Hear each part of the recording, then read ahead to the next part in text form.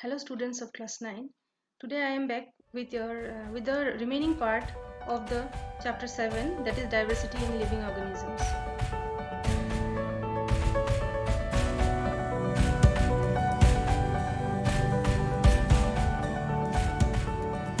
So far we have discussed about kingdom Plantae. So next we will come to kingdom Animalia. So kingdom Animalia, the word Animalia itself explains what it is. So Animalia means all the animals. All the animals are included in this kingdom. So these are organisms which are eukaryotic, that is they have a proper nucleus. They are multicellular, that is they have more than one cell, and they are heterotrophic, that is they cannot prepare their own food, they cannot manufacture their own food, they depend on other organisms for their food. Their cells do not have cell walls. It is obvious because cell walls are present in plants. So because they are animals, so there is no cell wall present. Most animals are mobile, but we cannot say that it is applicable to all, as we know that biology is a science of exceptions. So we will find some organisms which are not mobile, but most of the animals are mobile. The animals are further divided into specific phylums based on the extent and type of body design and differentiation found. The phylums are phylum Porifera, phylum Coelenterata, phylum Platyhelminthes, phylum Nematoda, phylum Annelida, phylum Arthropoda, phylum Mollusca, phylum Echinodermata, phylum Protochordata, and phylum Chordata. So all the phylums from number 1 to number 8, that is from phylum Porifera up to phylum Echinodermata, are all invertebrates. That is, they do not have any vertebral column or notochord. But the phylum number 10, phylum Chordata, this includes all the vertebrates. And the ninth phylum, that is phylum Protochordata, that is an intermediate between vertebrates and invertebrates. So they are in between the invertebrates and the phylum Chordata, that is the vertebrates. So first we will come to the phylum Porifera, the first phylum of the animal kingdom. The word Porifera, it means organisms with holes. So Porifera, the word Porifera, it includes pores. Pori, that means pores. So it means organisms with holes. The important characteristics of this phylum are they are non-motile. So as I have told you earlier that all animals might not be mobile. So non-motile, that is they cannot move, so they are attached to some solid support. There are holes or pores all over the body which forms a canal system that helps in circulating water throughout the body to bring food and oxygen. They are covered with a hard outside layer or skeleton, which we can also call exoskeleton. The body design of organisms of phylum Porifera includes very minimal differentiation and division into tissues. They are commonly called sponges and are mainly found in marine habitats, that is in the seabed. They are mostly found in the seabed. So if some examples are cycon, spongilla, etc. So children, here I have given you a picture of a sponge, that is which belongs to phylum Porifera. So this is a spongilla. So you can see it contains pores all over its body. So now we will come to phylum Coelenterata, the second phylum of the animal kingdom. So these are also animals living in water, just like phylum Porifera. They show more body differentiation than the first phylum, and the characteristics are as follows. There is a cavity in the body called coelenteron. The body is made of two layers of cells, hence called diploblastic. One layer makes up cells on the outside of the body, the other forms the inner lining of the body. So diploblastic means always that the animals or the organisms will have two layers of cells. Some of the organisms or some of the animals, they live in colonies like corals. Corals are an example of coelentrates which live in colonies, and others are solitary. So an example of solitary coelentrate is hydra. So here I have given you a picture of some corals. So when you see some underwater videos or pictures, you will surely see these kind of pictures of the ocean or sea. So these are actually corals. So these corals always live in colonies. So here I have shown you another picture. So this is a picture of a hydra. So this hydra, as you can see, it is solitary. That is, it is alone. It is not staying with any other hydra or any other creature. So that is why they are known as solitary. That is, they stay alone. So our next phylum is phylum Platyhelminthes. The word helminthes itself tells us what they are. So Platyhelminthes includes worms. The body of animals in this group is far more complexly designed than in the two other groups, that is phylum Porifera and phylum Coelenterata. So we have considered so far those two phylums, but this phylum Platyhelminthes, the design is bit more complex than the other two phylums.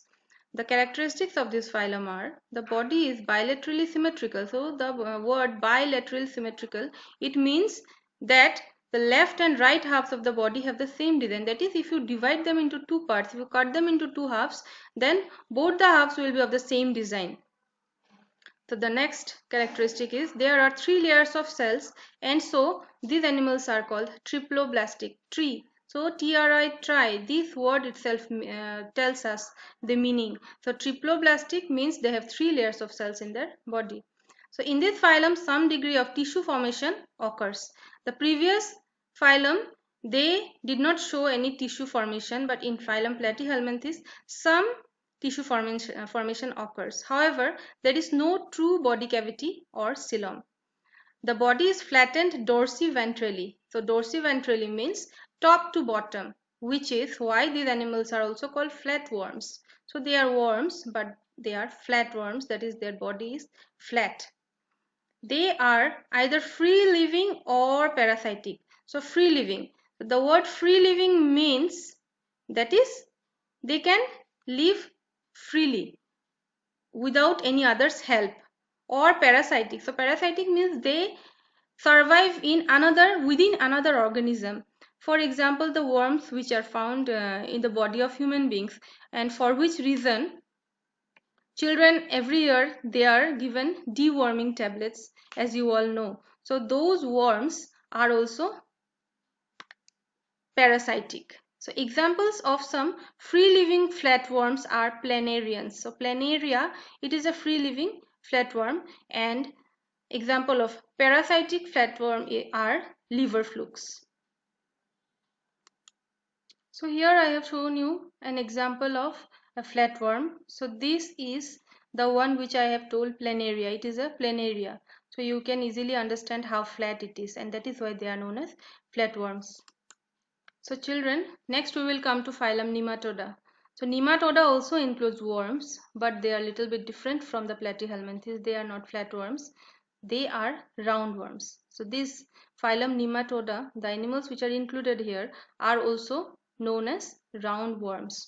So their characteristics are they are bilaterally symmetrical. So similar to the previous one, bilaterally symmetrical. That is, if you divide them into two parts, then they will have the same design. Both parts will show the same design, and they are triploblastic. That is, they have three layers of cells, and the body is cylindrical. In contrast to the previous phylum, that is in phylum Platyhelminthes, we found that they are flat, but in phylum Nematoda, they are not flat. The body is cylindrical. There are tissues, but no real organs. A sort of body cavity called a pseudocoelom is also present in this phylum. Most forms are parasitic. So most of the nematodes are parasitic. That is, they live within another organism. So these parasitic worms cause various diseases, such as worms causing elephantiasis, filarial worms, or the worms of the intestines. So here is a picture of a nematode. So you can understand easily that they are not flat, the body is cylindrical. So this is an ascaris. So Ascaris is a nematode. So next I will come to the phylum Annelida. So annelids are the segmented worms. These are also worms, but they are very much different from phylum Platyhelminthes and phylum Nematoda. The characteristics of this phylum are they are also bilaterally symmetrical and triploblastic. They have a true body cavity or coelom. So this is one difference, that they have a true body cavity or coelom. There is extensive organ differentiation in annelids. So first time we are getting organ differentiation properly. So in annelids the organ differentiation is very much visible. It occurs in segmental fashion, with the segments lined up one after the other from head to tail. The segments are very much visible in annelida. All the annelids, they have segmented body.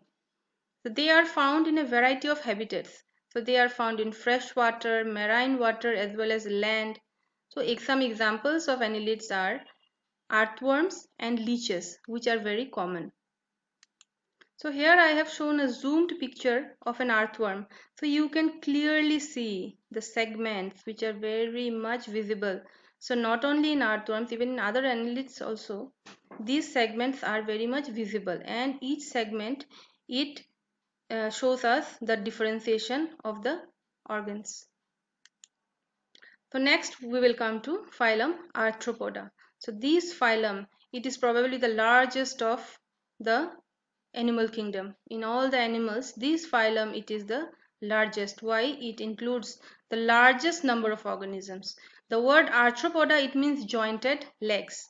So I hope you can make out what it means for organisms with jointed legs. So jointed legs are normally found in insects. So yes, all the insects are included in phylum Arthropoda, and the main characteristics are these animals are again bilaterally symmetrical, that is both the parts, if you divide them into two parts, then both the parts will have same design, and they are segmented.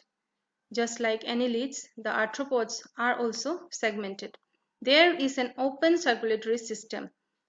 So open circulatory system, what does it mean? Open circulatory system, that is the blood is not enclosed within any blood vessels. The blood does not flow within any blood vessels, and that is why it is known as an open circulatory system. Then they have jointed legs, as we have told earlier. The jointed legs are the most important characteristics of the arthropods. So examples here I have given 2 or 3, but you can write any other example, because insects, there are many insects. So all insects are included in arthropoda. So here I have shown you picture of some insects. So all these are included in arthropoda. So now we will come to our next phylum, that is phylum Mollusca. The word mollusca, it means soft. So all the organisms of this phylum, they have a soft body, and the main characteristics of this phylum are they have bilateral symmetry. Again, just like the previous ones, they also have bilateral symmetry. The coelomic cavity is also known as hemocoel, and there is little segmentation. So here segmentation is very less. They possess an open circulatory system just like the phylum Arthropoda. They have kidney-like organs for excretion. So this is a unique characteristic. Here it's a bit different from the other phylums. They have kidney-like organs for excretion. So there is a foot that is used for moving around, and they respire by gills or mantle. So examples of organisms which are included in phylum Mollusca are snails, mussels like Loligosepia and octopus, etc. So here I have shown you two pictures of organisms of phylum Mollusca. So this is a Loligo and this is a sepia. So both these are normally found in marine habitat. They are marine. So next I will come to phylum Echinodermata. So in Greek, echeinos means hedgehog and derma means skin. Thus, these Echinodermata, they are spiny skinned organisms. That is, they have spines all over their body. The characteristics of these organisms are They are exclusively free-living marine animals. They also have a peculiar water-driven tube system that they use for moving around, and it is called the water vascular system. They have hard calcium carbonate structures that they use as skeleton. And lastly, they live in groups. Examples: starfish, asterias, sea urchins, etc. So here I have shown you a picture of a starfish which belongs to the phylum Echinodermata. So next we'll come to phylum Protochordata. So as I told you earlier, Protochordata, it is the intermediate between vertebrates and invertebrates. All the other phylums from the phylum Porifera up to the phylum Echinodermata were all invertebrates. That is, those animals do not have a notochord or a vertebral column. But this Protochordata, it is a link between the vertebrates and invertebrates. These are very primitive forms having triploblastic, that is, they have 3 layers of cells. They are bilaterally symmetrical, and again some more important characteristics are they show a new feature of body design which makes them the intermediate between vertebrates and invertebrates. So namely a notochord, and it is present at least some stages during their life. And this notochord is a long rod-like support structure that runs along the back of the animal, separating the nervous tissue from the gut. Gut means the stomach. They are marine animals. So examples of protochordates are Balanoglossus, Hardmania, etc. So this is an example of a Balanoglossus. So in Balanoglossus, it has the notochord at some portion of its life. At some instances, it has got notochord, and that is why it is neither an invertebrate nor a vertebrate. It is in between both the vertebrates and invertebrates. So now, last but the most important phylum, that is the phylum Vertebrata or Chordata, in which we human beings are also included. So these animals, they have a true vertebral column and internal skeleton, allowing a completely different distribution of muscle attachment points to be used for movement. There is a complex distribution of body tissues and organs, and all chordates, they possess the following features. They have a notochord, they have a dorsal nerve cord, they are triploblastic, and they have paired gill pouches, and they are coelomate. The vertebrates are again grouped into 5 important classes: Pisces, Amphibia, Reptilia, Aves, Mammalia. So now we will go to study about these 5 classes in details. So we come to the first class of vertebrates, that is Pisces. So Pisces means fishes. They include all the fishes. All types of fishes are included here. So they are aquatic and found in rivers, ponds, canals, seas. Everywhere, whatever fishes we find, all they come under Pisces.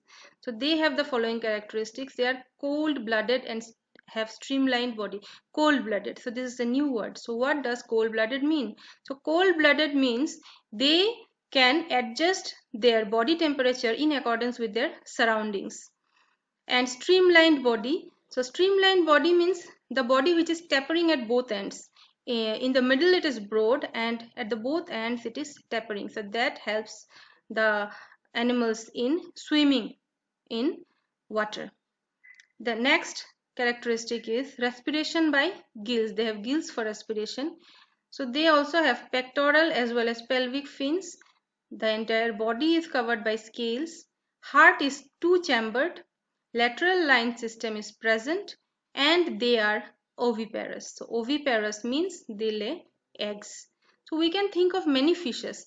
Some may be small, some may be big, some with skeletons made entirely of cartilage such as sharks, and some with skeleton made of both bone and cartilage such as tuna, rohu, etc. So here I have given you a picture showing some fishes. So this is streamlined body. You can see at both the ends it is tapering, and in the middle it is broad. So this means streamlined body, and this body structure itself helps the fishes in swimming underwater. So now we come to the next class, that is amphibia. So amphibia includes all the amphibians. So amphibians differ from fishes in the lack of scales and having mucus glands in the skin. And as I have told in the earlier part of this class, that amphibians, they spend their life both in water and on land, and so they are known as amphibians. The characteristics of this class of animals are amphibious in habit, that is, they are both found on land and in water. Means they spend half of their life in water and half on land. They are cold-blooded animals, that is, they can adjust their body temperature in accordance with the environment. Exoskeleton is absent. They don't have any outer skeleton. Respiration by gills, skin and lungs. The heart is three-chambered. And next, sexes are unisexual. That is, in one single organism, it may be either male or female. Both the sexes are not present in one single organism or individual. So some examples are frog, toad, hyla, etc.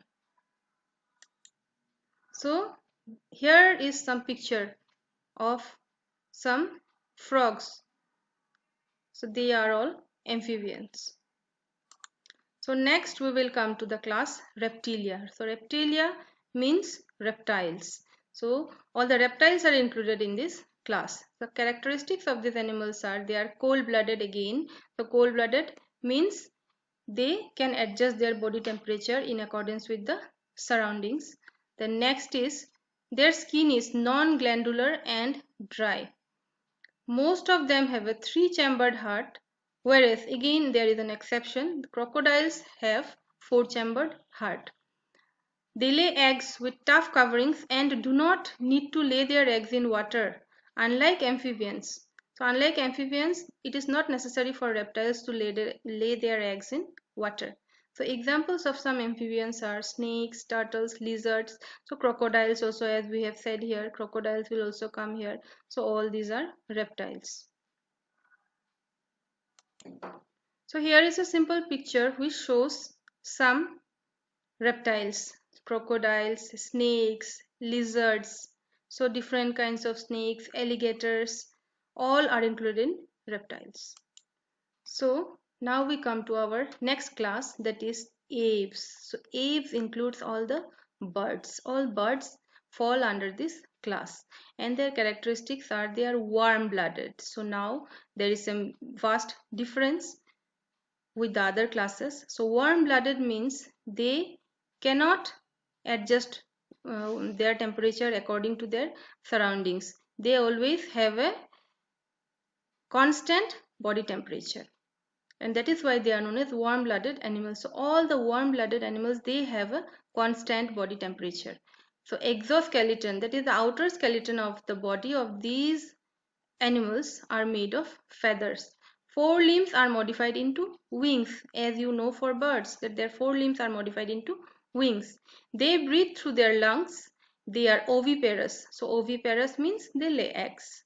So examples, some examples I have given. You can give any example, any other example of any other bird, because all birds are included here. So I have given examples of pigeon, parrot, crow, ostrich, etc. So here are some birds. So now we come to the last class and the most important class, that is mammalia. So these animals are also called mammals. So we human beings are also included in mammals. So the characteristics, the main characteristics of this class are they are warm-blooded. That is, they have a constant body temperature. They cannot adjust their body temperature in accordance with the surroundings. They have four-chambered hearts. So all mammals have four-chambered hearts. They have mammary glands for production of milk to nourish their young ones. So all mammals will have mammary glands for production of milk so that they can give nourishment to their young ones. So their skin have hairs as well as sweat and oil glands also. And most importantly, they are viviparous, that is, they give birth to their young ones. They don't lay eggs. But again, there are exceptions here also. So, exceptions of mammalia which lay eggs, which do not give birth to young ones, are platypus and echidna. These two organisms are exceptions in the class Mammalia because they lay eggs. Others give birth to young ones. So, some examples of mammalians are human, cat, bat, dolphin, whale, etc. So here again I have given a picture showing some mammals. So this is a dog, elephant, a hippopotamus, a seal or sea lion. So these animals are all mammals. Whales, dolphins, bats all fall under mammals. So thank you students for being with me today. I hope you have understood my explanation. So with this we come to the end of chapter 7, that is diversity in living organisms.